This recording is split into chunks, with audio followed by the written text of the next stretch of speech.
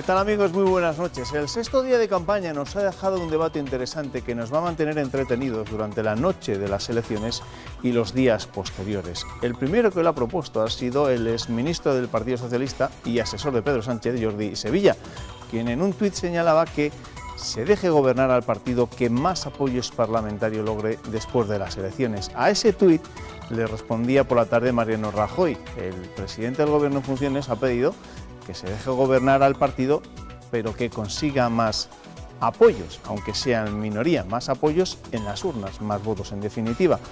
En cualquier caso, todo este debate se podría solucionar si al final en nuestro país se estableciese una segunda vuelta que acabe con posibles bloqueos.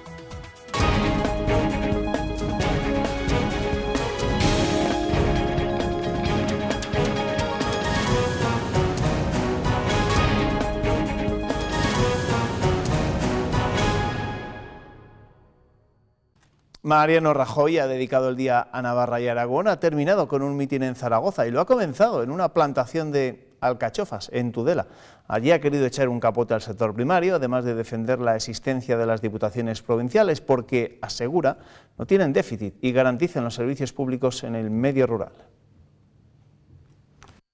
Reitera su defensa del mundo rural, un mensaje que traslada en el fondo y en la forma. Lo ha hecho en medio de un campo de alcachofas. Esta coalición va a apostar por la agricultura, por la industria agroalimentaria y por el mundo rural, que a su vez es un excelente instrumento para preservar el medio ambiente en nuestro país. Y en esa apuesta destaca las diputaciones. Tengo que defender la existencia de las diputaciones provinciales. Primero, porque ni tienen déficit, ni tienen deuda, cuidan muy bien los recursos, pero sobre todo por la razón de fondo, que yo sé, porque he sido presidente de Diputación, porque atienden a todas aquellas personas que viven en el mundo rural. Después de pisar la tierra, ha degustado su producto. Así ha brindado con sus socios de UPN en el centro de Tudela. Pero en campaña no todos son bares y paseos. Rajoy también ha repartido bolígrafos y pegatinas en la caseta del partido como un militante más. El secretario de Estado de Seguridad, Francisco Martínez, ha señalado en Palencia que el PP ha situado a España como uno de los países más seguros del mundo, un logro que agradecer a la labor policial y a toda la sociedad, lo que ayuda, asegura, a que nuestro país resulte atractivo para el turismo. Todas sus manifestaciones hemos podido disminuir los datos de delincuencia, los delitos y faltas en la legislatura de 2012 a 2015 en un 11%, lo cual es una muy buena disminución y situarnos en una tasa de criminalidad de 43,5 infracciones penales por cada 1.000 habitantes.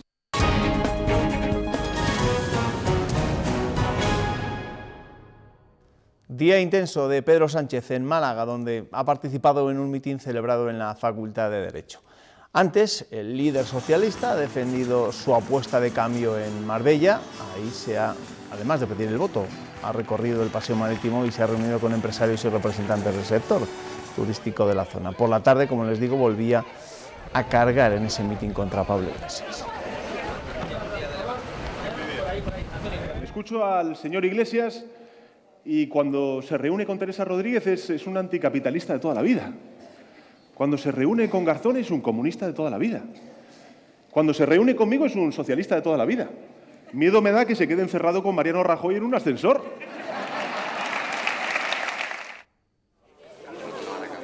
Alfredo Pérez Rubalcaba también ha mandado un mensaje a Podemos en el acto de campaña que ha celebrado esta tarde en Burgos, donde ha estado acompañado por el secretario regional socialista, Luis Tudanca.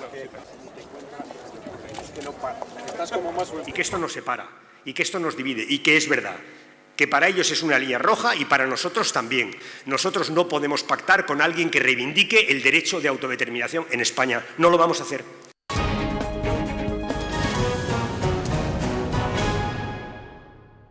Albert Rivera ha abandonado hoy su discurso conciliador con el PSOE. No le gusta el apoyo de los socialistas a los ayuntamientos de Podemos y le pide a Sánchez que se aclare. Lo que me preocupa más de todo esto, se lo soy sinceramente, no es que Carmena haga esas cosas, no es que Colau lo haga, es que le apoya al Partido Socialista. Eso sí que es preocupante, porque ahí el Partido Socialista tiene que escoger o ser un partido socialdemócrata europeo o ser un partido que apoya el populismo. Y yo creo que el Partido Socialista está en una encrucijada y tiene que escoger qué quiere ser de mayor, si quiere ser Y en este momento tiene que escoger si quiere gobiernos constitucionalistas o si quiere gobiernos con el populismo. El portavoz de Ciudadanos en las Cortes hacía campaña en Segovia. Allí Luis Fuentes ha defendido nuevas políticas para defender el medio rural. Lo iba a tomar peor.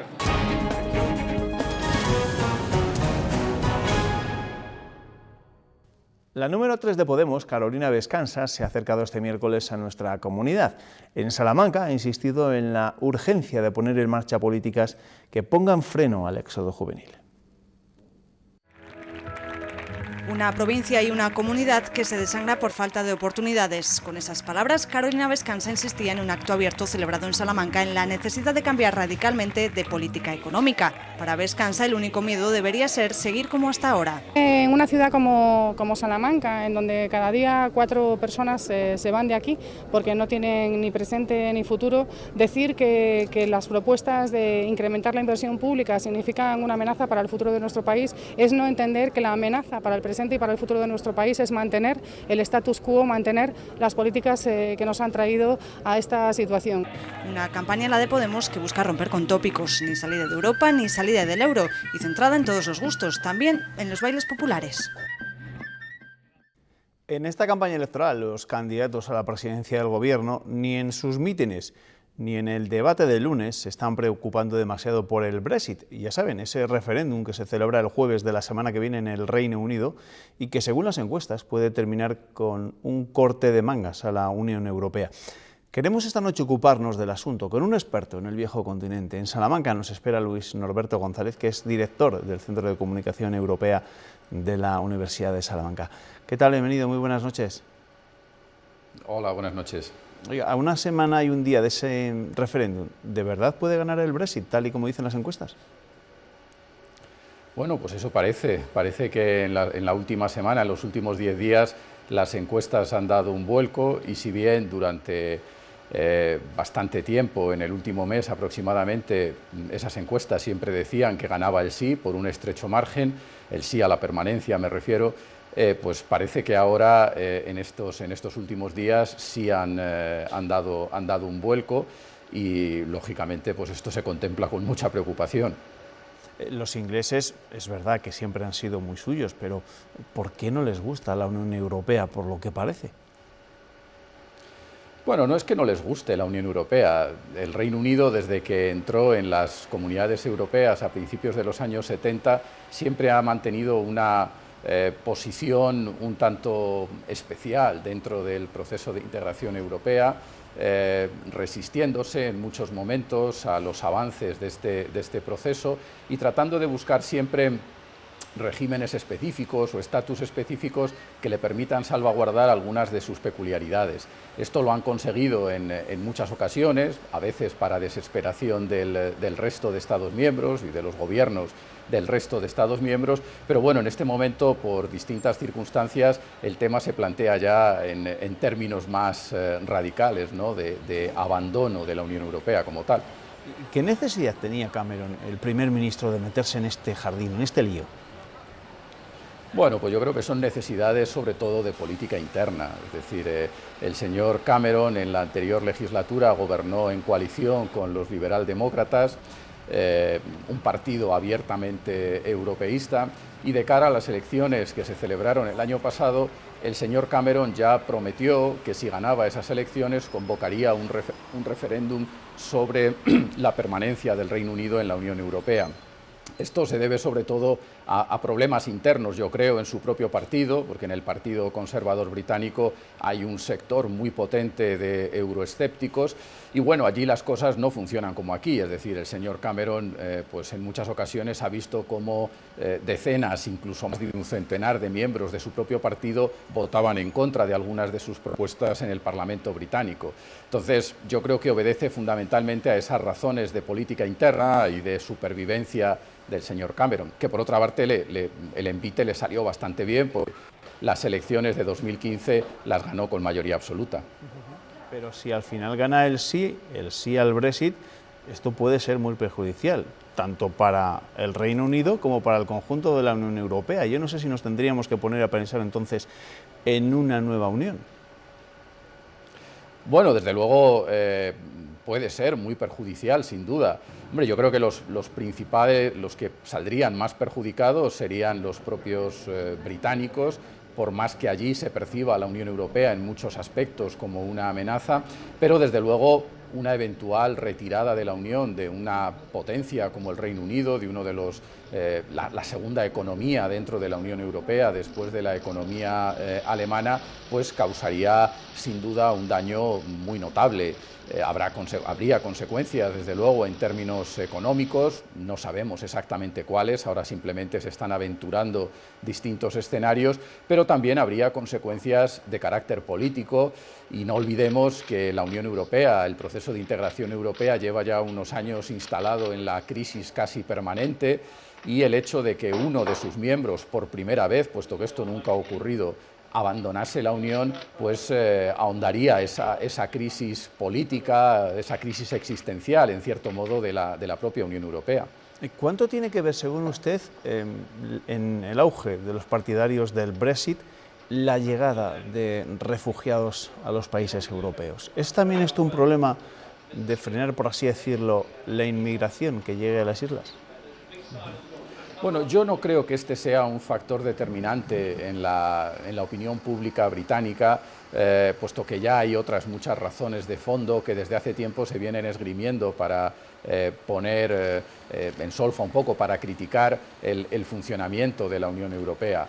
A los británicos, en realidad, o al gobierno británico, una de las cuestiones que planteó al resto de socios y que le preocupa no es tanto la llegada de refugiados como las consecuencias que está teniendo para el Reino Unido la libre circulación de personas dentro de la Unión, y el hecho de que, como su economía ha funcionado, ha resistido de una forma bastante más sólida frente a la crisis económica y financiera, pues han sido cientos de miles los ciudadanos de otros Estados miembros, sobre todo de los países del centro y este de Europa, que han llegado al Reino Unido y que, bueno, ellos ven que se pueden convertir en una carga para su sistema social.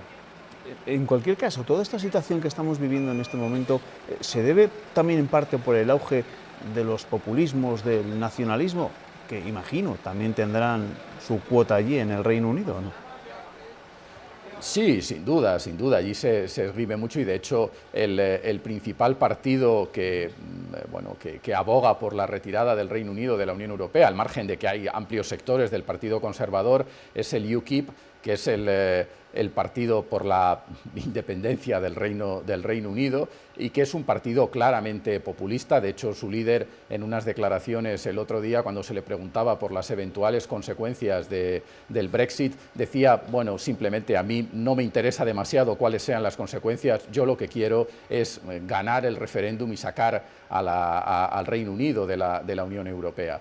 Sin duda, estos partidos populistas que abogan por las soluciones radicales, y como si los problemas, que son muy complejos a lo que nos enfrentamos, tuviesen soluciones sencillas, pues sin duda están en el origen de este fenómeno, pero no solo en el Reino Unido, también está ocurriendo en otros Estados miembros de la Unión Europea. Ahora que me habla de otros Estados miembros de la Unión Europea, ¿cree que esto del Brexit puede ser contagioso? ¿Este tipo de referéndum se podrían plantear en otros países? Claro.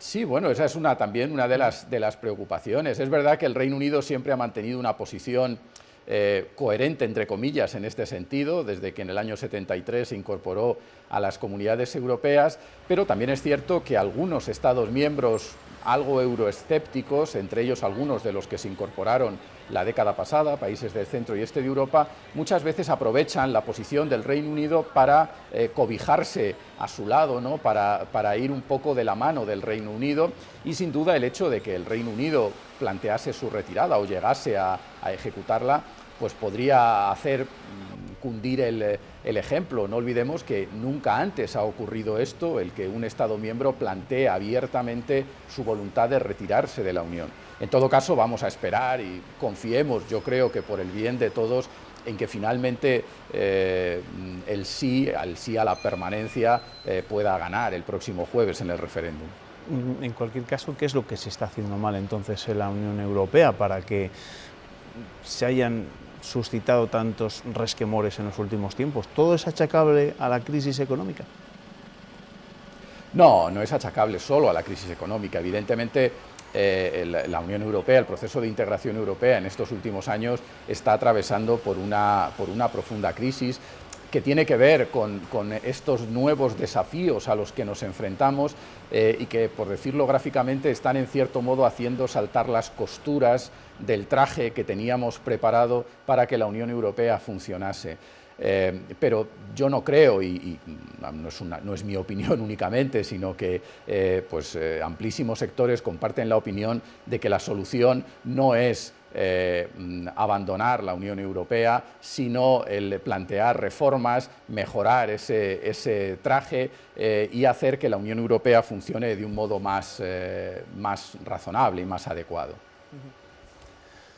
El caso es que estamos muy pendientes de lo que va a ocurrir, sobre todo el próximo jueves, que es cuando, les digo, se va a celebrar ese referéndum en el Reino Unido en torno a la posibilidad de que el Reino Unido abandone o no abandone la Unión Europea. La última pregunta que le quiero hacer, usted, y no le pido que ejerza de pitoniso, aunque quizá también, ¿qué cree que va a pasar ese día, en ese referéndum? Bueno, pues la verdad es que sinceramente no lo sé. Yo confiaba en que la tendencia en favor de la permanencia se consolidase, tal y como parecía que indicaban las encuestas hasta hace una semana, pero este cambio que se ha producido en los últimos días pues nos está cogiendo a todos un poco por sorpresa. Yo creo que dependerá, los analistas británicos dicen que dependerá mucho sobre todo del compromiso que tengan las capas de la población más jóvenes con el referéndum. Si hay una abstención importante entre los jóvenes, que en principio son los mayores partidarios de la permanencia, eso podría hacer que ganase el sí al Brexit. De todas formas, también hay que recordar que, aunque en circunstancias muy distintas, al poco tiempo de entrar el Reino Unido en las comunidades europeas, en 1973, solo 2 años después, en el 75, ya hubo un referéndum sobre la permanencia o no del Reino Unido en las antiguas comunidades europeas y finalmente terminó ganando el sí por un margen bastante amplio, por más de un 65%. Evidentemente ese no va a ser el caso ahora, un margen tan amplio, pero yo confío en que finalmente pues haya lo que se denomina un voto oculto, una movilización final que haga que gane el sí. ¿Y le sorprende que en estos días de campaña apenas se esté hablando de este asunto tan importante para el futuro de la Unión Europea? Aquí a los políticos españoles parece que no les interesa demasiado. Bueno, se está hablando en otros Estados miembros, en las instituciones europeas, aquí en España desde determinados sectores, círculos de opinión, pero es verdad que nuestros políticos, pues bueno, nuestros partidos políticos, como ya nos tienen acostumbrados en los últimos meses, incluso años, pues están más preocupados por sus problemas internos y por mirarse al ombligo que por este tipo de cuestiones. Hombre, el hecho de que estemos ahora también en campaña electoral, pues tampoco facilita mucho el que se traiga al debate político esta cuestión, que sin duda es muy importante y nos va a afectar a todos, a España y al resto de Estados miembros de la Unión.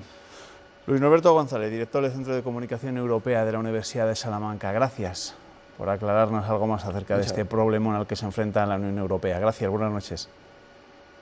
Ha sido un placer, gracias a vosotros. Muchísimas gracias.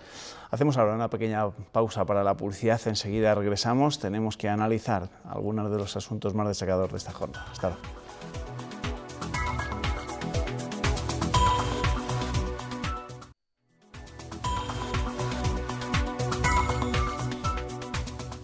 Recuperamos el repaso de la actualidad informativa de este miércoles. Les tengo que contar que Castilla y León es líder en atención primaria y obtiene buenos datos en especializada, según el informe que cada año realiza el Ministerio de Sanidad. Es la comunidad con mayor número de médicos de familia, de pediatras y enfermeras. Vamos más a las consultas y tenemos una tasa de mortalidad menor que el resto del país. El gasto sanitario es de 1.300 euros por habitante, un 11% más que la media nacional. Castilla y León aprueba en atención especializada y es líder en recursos de atención primaria. La comunidad con mejores posiciones, tanto en número de médicos de familia y pediatras como de enfermeras de atención primaria. Y también en infraestructuras. Existen 247 centros de salud y 3.600 consultorios. Son 5 veces más que la media nacional. La frecuentación es un 50% superior a la que se produce en el conjunto del Sistema Nacional de Salud. Y ello se explica por la importantísima accesibilidad que tenemos. El informe del Sistema Nacional de Salud refleja que estos recursos son más accesibles. El gasto sanitario es un 20% mayor al de la media, con 1.346 euros por habitante frente a los 1.200 del resto del país. Tanto en términos de cuánto de la riqueza regional dedicamos a sanidad pública o cuánto por habitante dedicamos a la sanidad pública, estamos sensiblemente por encima de la media. Los ciudadanos valoran los datos y ponen nota, un 6,7. Los pacientes crónicos, que utilizan más la sanidad, y las personas mayores, que también la utilizan más, valoran mejor que el conjunto de la población.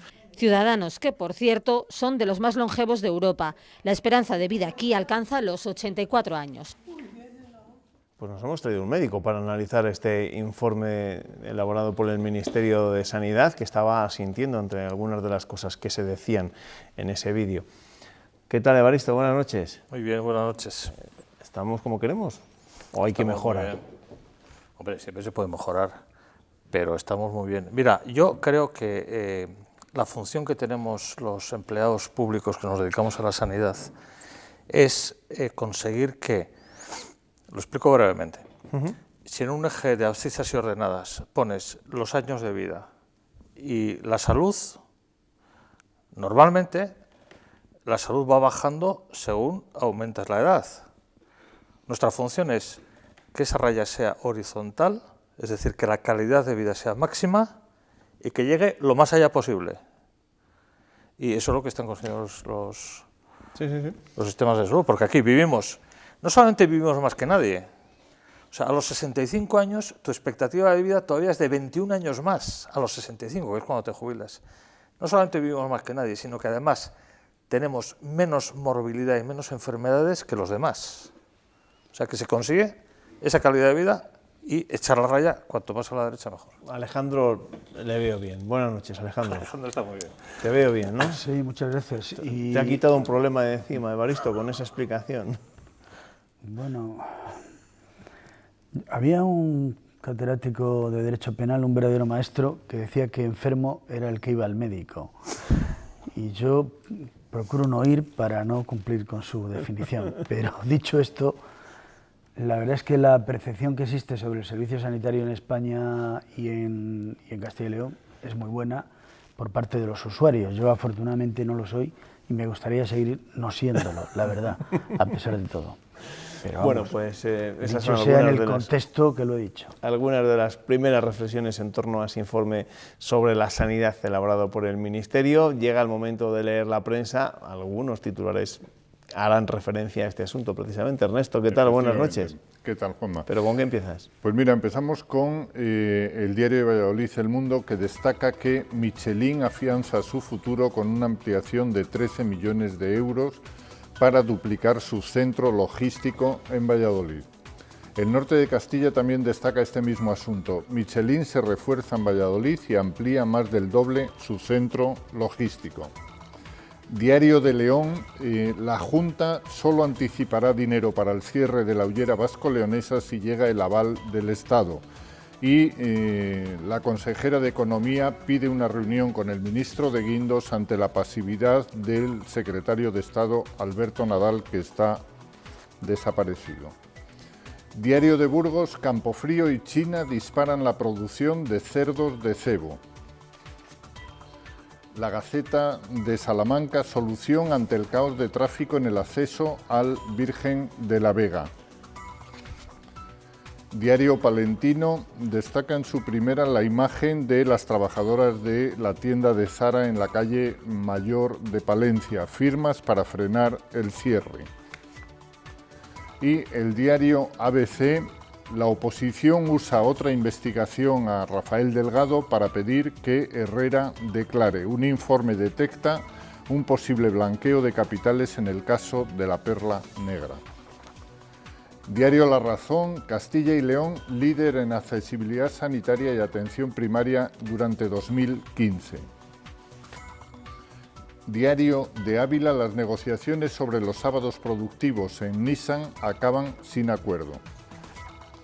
Diario de Soria, y esto afecta también a Evaristo, Jesús Posada, candidato al Congreso por Soria, garantiza ahora la finalización de la autovía del Duero en esta legislatura si gobierna el PP. Evaristo no es que vaya a construir la 11, sino que todos los días tiene que viajar tiene que hasta recorrerla Aranda por para ir hasta la vía nacional. de Aranda, ¿Pero garantiza la parte de Soria o también la parte de Valladolid? Yo creo que completa. Entera, ¿no? Ya puestos vamos a acabarla. La nueva crónica de León, las lluvias se llevan 6 millones del sector remolachero en León. Las siembras en el área de La Bañeza se quedan en 5.100 hectáreas. Y por último, el día de Valladolid, las oposiciones a maestro llenarán los hoteles de la ciudad este fin de semana. Acuérdate de un titular de las parecido a este. oposiciones aquellas a enfermeras, sí, pero esperemos que en este caso no haya problemas. Bueno, esas son las primeras páginas. Ernesto, ¿qué viñetas me estás esta noche? Pues te traigo dos viñetas, la de Rodera, en el mundo de Castilla y León, a propósito de la crisis minera, dice, aquí lo pone bien claro, si no fuera por la falta de fondos para el plan de ayuda, habría fondos suficientes para el plan de ayuda. Se conoce que no hay fondos, dice, eso va a ser. Eso será. Y la de Sansón, en el norte de Castilla, a propósito del Brexit. Muchos ingleses no entienden que si triunfa el Brexit aumentarán los impuestos y los recortes. Eso sin contar lo que les pase a ellos, claro. Por cierto, hablando del Brexit y noticia de última hora, bueno, que hemos conocido a última hora de la tarde, al final el primer ministro británico, James Cameron, va a viajar este jueves a Gibraltar para defender la permanencia en la Unión Europea. Creo que desde 1968 no venía a Gibraltar un primer ministro británico. No os voy a preguntar por esa visita, pero os voy a preguntar, para empezar un poco a arrancar la tertulia, sobre el Brexit, del que tampoco se está hablando en la campaña electoral, pero que tantos problemas nos puede generar al conjunto de los europeos y al final sale sí al adiós del Reino Unido de la Unión Europea, tal y como vaticinan muchas encuestas, la mayoría de las encuestas, lo hemos dicho. A mí me parece un problema gordísimo porque supone desmembrar en buena parte de la Unión Europea, que es una unión hecha por gente excelente desde todos los puntos de vista, por Alemania, por Francia, por Italia y después la incorporación de los demás países, y supone meter una cuña y separar algo que tiene que estar unido históricamente, culturalmente, económicamente, sociológicamente, en fin, religiosamente, desde todos los puntos de vista. Pero los políticos, ¿qué pasa? ¿Que están para crear problemas en vez de para solucionarlos, como James Cameron, no? Casi siempre están para eso, sí. Bueno, a mí me llama muchísimo la atención, bueno, probablemente sea el gesto de un poco de anglosajonismo, eso de ir a Gibraltar, porque no creo que vaya buscando votos decisivos, ¿no?, en una región tan despoblada, ¿no? Quiero decir que supongo que estará con la llama nacionalista. Bueno, a mí también me resulta verdaderamente curioso porque, en definitiva, ¿qué tipo de información tendrá la sociedad inglesa sobre lo que es la Unión Europea, como para que esté dudando de si estar en ella o no?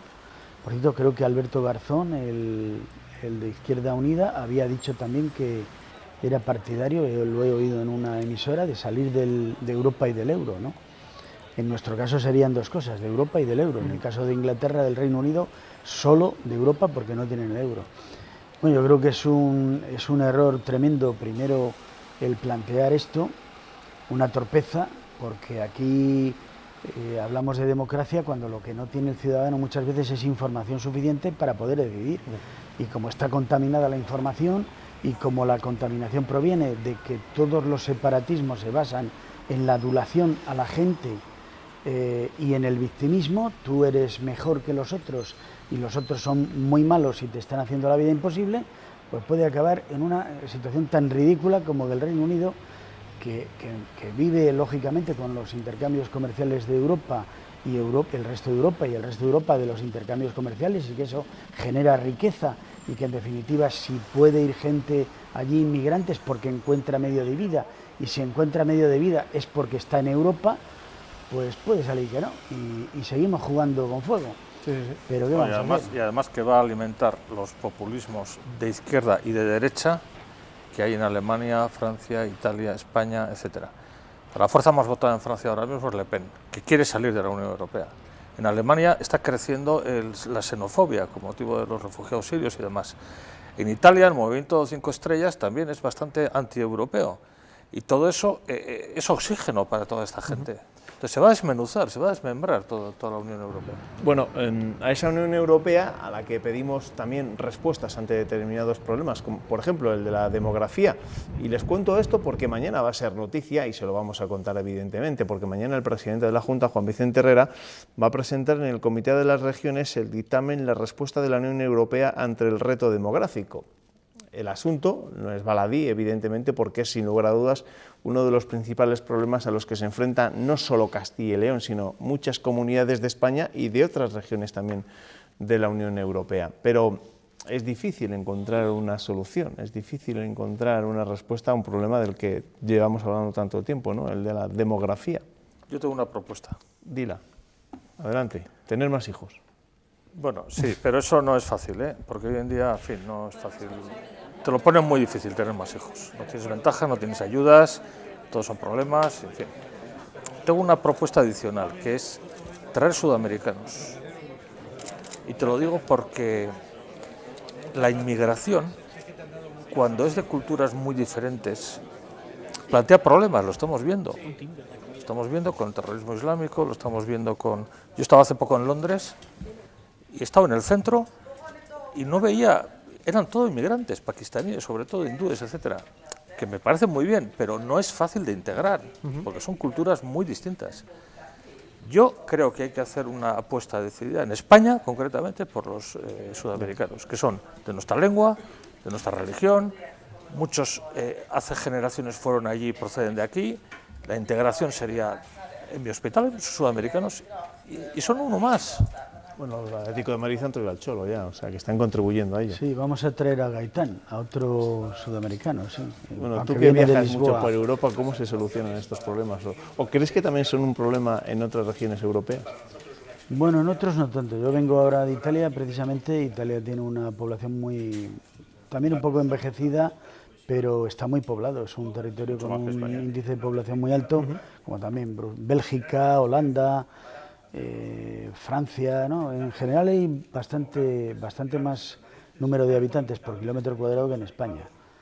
Bueno, yo creo que es evidente que lo que Juan Vicente Herrera habrá ido a pedir será inversión pública a Bruselas, pero yo creo que la inversión pública es hambre para hoy, pan para hoy y hambre para mañana, si realmente luego no hay una dinámica económica que lo sostenga. Si es que yo creo que la gente se va, hay gente que se quiere ir, hay mucho joven que se quiere ir a Madrid, que es un sitio donde hace un verano muy estupendo y donde luego para salir los fines de semana pues te estás 3 horas y otras 3 para entrar. Pero bueno, hay gustos para todo porque luego el fin de semana que se quedan encuentran cosas que no hay aquí. Pero yo creo que si la gente se va es porque no tiene perspectivas profesionales y eso lo crea pues el empleo, las empresas y también colaborando la inversión pública. Y luego los movimientos migratorios entre los países, y por eso tenemos la Unión Europea, tienen una cierta dosis de lógica y hay que asumirlo. Y España también además tiene el problema de que está muy mal repartida la población, esa es la verdad. Y en concreto España, Castilla y León la tiene si está mal repartida, Alejandro, que por poner un ejemplo para visualizar el problema, el País Vasco completo cabe en la provincia de Palencia, el territorio del País Vasco, y sobran 800 kilómetros cuadrados. Claro, el País Vasco tiene 1.200.000 habitantes y Palencia tiene 80 y algún mil. Entonces, lógicamente, con esa población, y además una población normalmente mayor, es decir, rural, con lo cual, con todas las características que hacen más difícil la atención y... Con esto es que ahora mismo se muere más gente de la que nace, cosa que no había ocurrido nunca. y gracias precisamente a la eficacia de la sanidad, cada vez la media de edad aumenta progresivamente y el gasto también. Entonces, la riqueza de un territorio es su población. Si no tienes población, esto es un parque temático del románico, o sea, no queda otra cosa. Bueno, no se ha hablado mucho, o todavía no se ha hablado demasiado acerca de estos problemas tan graves que tiene nuestro país y sobre todo nuestra comunidad en la campaña electoral. Vamos a hablar de ello y del asunto que quizá ha marcado el día y que puede marcar los próximos días de campaña. Sobre todo va a marcar el debate posterior a los resultados del 26J, porque no va a haber ni de lejos mayorías absolutas. El exministro socialista Jordi Sevilla ha planteado, y lo ha hecho a través de un tuit, que al final gobierne o que le dejen gobernar aquel partido que logre sumar más apoyos parlamentarios. A lo que le ha respondido Mariano Rajoy, que se deje gobernar, aunque sea en minoría, aquel partido que logre más votos en las elecciones del 26 de junio. ¿Y vosotros qué creéis que debería pasar? Pues ¿Esto se podría solucionar con una segunda vuelta, por ejemplo? Claro que sí, pero la ley no lo prevé. Juanma, estamos ya No, en la hay que cambiar la ley, evidentemente. Estamos a la tercera vuelta ya. Es decir, no, que no, ahora esto no son vueltas, esto al final son otras elecciones diferentes. Habría que copiar a la Iglesia Católica, que es sabia y anciana, y lo que hace es meter a todos los cardenales en la Sistina, cerrar con llave y meter la comida por un agujerito, y ahí no sale nadie hasta que no se la fumata blanca. Bueno, pero eso no va a pasar. Algo de eso, sí. Meterles con el rey en el Parlamento y que no pueda salir nadie. Bueno, eso se hizo, lo hizo Estados Unidos con Israel y con en Camp David, me parece. De aquí no salís hasta que no firmes un acuerdo. Bueno, y mira cómo siguen todavía, dándose bueno, leches cada vez por tres. Pero menos que antes. Sí. Bueno, pues me parecen dos butad, la verdad. Por orden cronológico, primero la de Jordi Sevilla y luego la de Mariano Rajoy. Pues por una razón muy simple, porque primero serán ellos los que tengan que resolver ese problema, porque el ciudadano va a votar a quien cree que puede ser la mejor solución para la gobernación de España, y después, si esos votos no articulan una mayoría suficiente, pues tienen que resolverlo ellos. Y ninguna de las dos cosas está en el ordenamiento jurídico. O sea, que al final gobernará aquel que consiga una mayoría, bien por las abstenciones, bien por la suma de votos, que le permita gobernar. De manera que lo que nos cuenten, pues no sé para qué nos lo cuentan, la verdad, porque es que no tiene sentido, y lo que entiendo menos es que tenga eco, la verdad, pero bueno. No, ha tenido eco. Desde primera hora de la mañana, cuando Jordi Sevilla ha colgado ese tuit, ha dado mucho de sí, ha generado mucho debate, mucha controversia, ¿no? Inicialmente porque igual también se podía plantear la posibilidad de que gobernase o se dejase gobernar aquel que ganaba las elecciones en votos, pero a lo que se refería Sevilla era a que gobernase el partido que logre más respaldos, más diputados, más suma de diputados, que al final es lo que pretendía también Pedro Sánchez cuando sumó en la fracasada legislatura sus 90 escaños, los 40 de Ciudadanos, y le daban 130, es decir, 10, 8, 7 más que el Partido Popular. Sí, claro, en una democracia parlamentaria, en principio, ese debe ser el criterio para formar gobierno. Lo que ocurre es que muchos nos tememos que en este momento la expectativa es que siga sin haber una mayoría, con lo cual... No, pero la norma dice lo que dice. Pues efectivamente, si logran convencer los que sumen más a los otros para que se abstengan, pues se gobierna, y si no, pues nada, pero este es el régimen que tenemos y no hemos cambiado la ley electoral. No, todavía tiene muchas carencias, sí, y ahí sigue. Lo pueden pactar. No, lo pueden pactar. Es decir, claro vamos que lo a pueden pactar. Claro. Bueno, lo pueden pactar, pero desde luego no lo van a pactar antes de las pactar. elecciones. Eso está claro, porque no lo saben. Y después tampoco. Y luego pues ya veremos a ver lo que hacen, evidentemente. Ahora, la propuesta es arriesgada, es arriesgada, porque no lo tiene nada claro el PSOE conseguir de nuevo el apoyo de Ciudadanos, ni mucho menos. Hombre, hoy, por ejemplo, y ya que hablas de Ciudadanos, Albert Rivera, que en el debate del pasado lunes estuvo bastante duro, tanto con Iglesias como con Mariano Rajoy, a Pedro Sánchez apenas se dirigió a él. Sin embargo, hoy, en un desayuno organizado por Europa Press, se le ha preguntado por este asunto, por el Partido Socialista y por el balance que está haciendo acerca de en los ayuntamientos donde gobierna Podemos gracias al Partido Socialista. Pues lo que les ha dicho a Rivera a los del Partido Socialista es que se aclaren, que piensen si van a querer ser socialdemócratas o populistas. Es un dardo. Pues yo, bueno, es que ya era hora de que Entiendo lo que dijera. también eso será estrategia, porque habrá visto Claro, flaquear al sin duda, PSOE sin duda. y ahí tiene un Y le va a nicho arrastrar, de votos claro. también. Pero ya era hora de que lo dijera, porque es que yo estaba echando de menos algo así. Es decir, el PSOE está sosteniendo a una serie de alcaldes en ciudades muy importantes de España y luego está coqueteando con Ciudadanos. Es decir, o es raro quitar el banco, pero, a ver, a mí me parece que el riesgo de que España caiga en manos del populismo es un riesgo muy grave, posible, y que tendría unas consecuencias terribles, porque entrar en el populismo se puede entrar, pero salir es muy difícil. Ha habido países como Argentina, por ejemplo, Argentina de Perón, que se ha pasado 50 años atrapada por el populismo, porque la gente le gusta oír lo que le dicen los populistas, y que venga un tío y que te diga, te ponga firmes y que te diga lo que tienes que hacer, pues a ese no le voto. O sea, te metes en esa dinámica y ya no sales de ahí, ¿eh? Entonces me alegra mucho que Ciudadanos haya tenido esta intervención de hoy, ¿no? Para ti, Alejandro, ¿esto supone desmarcarse de Albert Rivera de Yo creo Pedro que son Sánchez? todos señales completamente equívocas. O sea, no podemos extraer apenas nada, porque claro, este señor le dice ahora esto, pero esto mismo estaba pasando cuando pactó con él, hace 2 meses, ¿no? O sea, también el PSOE estaba apoyando cuando él pacta... cuando Rivera pacta con Pedro Sánchez, estaba pasando y en ese momento no se lo tuvo en cuenta. ¿Qué pasa? ¿Que ahora se lo va a tener en cuenta? Yo creo que son mensajes posiblemente pensando en los votantes dudosos del Partido Socialista para ver si le votan a él, y luego pues en los votantes dudosos del Partido Popular para que le voten a él, y los del Partido Popular para que voten a ellos, les voten a ellos en lugar de al PSOE y sobre todo a Ciudadanos. Son los Estamos indecisos ahí o en pasotas, esto. o como les queramos llamar, ese 30% Bueno, yo creo de indecisos que pueden determinar yo creo que las continuamente, ¿no? Si aquí el tema está en lo que hemos hablado antes, out the record, que bueno, vamos a ver qué pasa con las segundas elecciones y vamos a ver si a la tercera va la vencida. O lo sacamos por sorteo, que esa también podría ser una solución neutral, o si definitivamente no estamos tan mal. Oye, ahora que vemos a Pedro Sánchez, ¿es el que más difícil lo tiene durante estos días?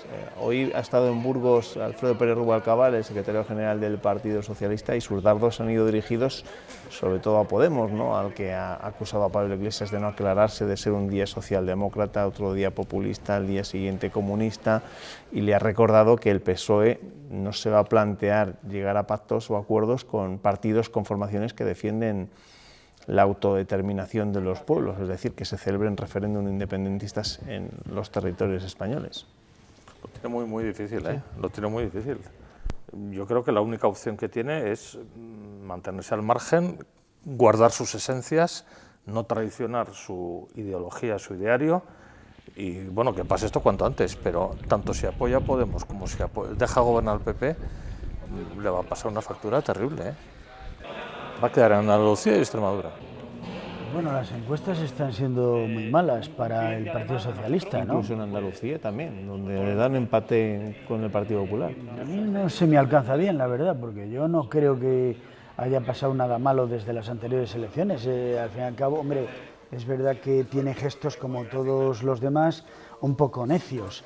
Pedro Sánchez, el primero es que cuando empieza a pactar, el primero interlocutor es Coalición Canaria o el otro partido canario, le dice que sí, que le va a decir que sí a todos y dice que esto empieza bien.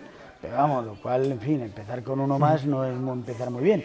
Pero quiere decir que es verdad que él ha intentado algo. Yo lo que no le entiendo como negociador es que se cierre la vía de la derecha y de la izquierda de su situación para resolverlo, porque si tú te cierras una vía, evidentemente solo tienes la otra, pero el que va a pactar contigo lo sabe, y si solo tienes la otra, pues naturalmente vas a depender de él, ¿no? Eso es lo que no he entendido, pero vamos, no es fácil, se conoce de explicar. Todo depende de si le da el sorpaso o no le da el sorpaso. Eso es lo que cambia con respecto al 20D. ¿Y será posible el sorpaso? Os lo digo porque las encuestas coinciden en que el sorpaso está ahí. Sí, lo que pasa es que el voto de Podemos es muy volátil y en unos días puede llegar, puede no llegar, puede llegar a votos pero no a escaños. Bueno, pero la estrategia de Iglesias, si lo vimos en el pasado debate, es estar tranquilo porque entiende que las cosas era están un yendo corderito, bien. Era un corderito en el debate a 4 del otro día, Pablo Iglesias. O sea, era efectivamente, aparentaba ser un socialdemócrata de toda la vida. Pero parece que es que porque da por hecho Parecía que un hijo de adelanta Julio Iglesias. al Partido Socialista. ¿No? ¿Por qué hijo de Julio Iglesias? No sé, como era un corderito, digo, pues era un poco de ese estilo, ¿no? Sí. El estilo de los hijos de Julio Iglesias, entonces, ¿no? Sí. Son más bien corderitos. Bueno, os tengo que preguntar también por el Partido Popular. Hoy Mariano Rajoy ha estado en Navarra y en Zaragoza.